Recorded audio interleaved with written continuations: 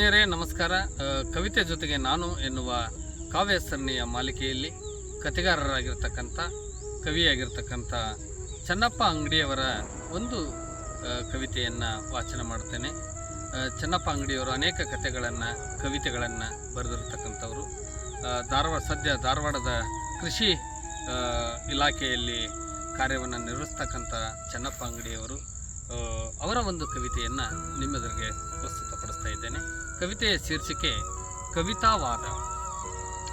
ಸರಳವಾಗಿ ನಡೆಯೆಂದೇ ಕೇಳಲಿಲ್ಲ ಕವಿತೆ, ಸರಳವಾಗಿ ನಡೆಯೆಂದೇ ಕೇಳಲಿಲ್ಲ ಕವಿತೆ, ವಿರಳವಾಗಿ ಬಿಡಿ ಎಂದೆ, ವಿರಳವಾಗಿ ಬಿಡು ಎಂದೇ ಹೇಳಲಿಲ್ಲ ಕವಿತೆ, ಸರಾಗವಾಗಿ ಬೆಣ್ಣೆಯಾಗಂದೆ, ಸರಾಗವಾಗಿ ಬೆಣ್ಣೆಯಾಗಂದೆ ಕಡೆಯಲಿಲ್ಲ ಕವಿತೆ, ನಿರಾಳವಾಗಿ ಉಸಿರಾಡೆಂದೆ, ನಿರಾಳವಾಗಿ ಉಸಿರಾಡೆಂದೆ ನುಡಿಯಲಿಲ್ಲ ಕವಿತೆ, ಕರಾಳವಾಗಿ ಕಾಡೆಂದೆ, ಕರಾಳವಾಗಿ ಕಾಡೆಂದೆ ಕೆರಳಲಿಲ್ಲ ಕವಿತೆ, ಮರುಳಾಗಿ ನಗೆಯೆಂದೆ, ಮರುಳಾಗಿ ನಗೆಯೆಂದೆ ಕೆನೆಯಲಿಲ್ಲ ಕವಿತೆ, ವಿರಾಮವಾಗಿ ವಿಹರಿಸೆಂದೆ, ವಿರಾಮವಾಗಿ ವಿಹರಿಸೆಂದೆ ಕಳೆಯಲಿಲ್ಲ ಕವಿತೆ, ಆರಾಮಾಗಿ ಜೀವಿಸೆಂದೆ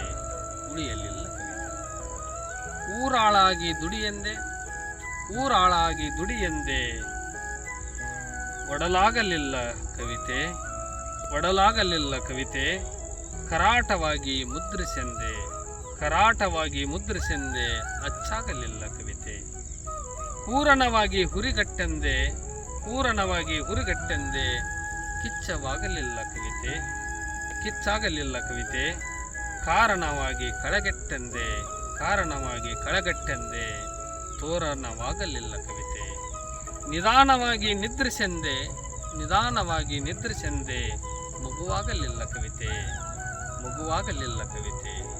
ಧನ್ಯವಾದ.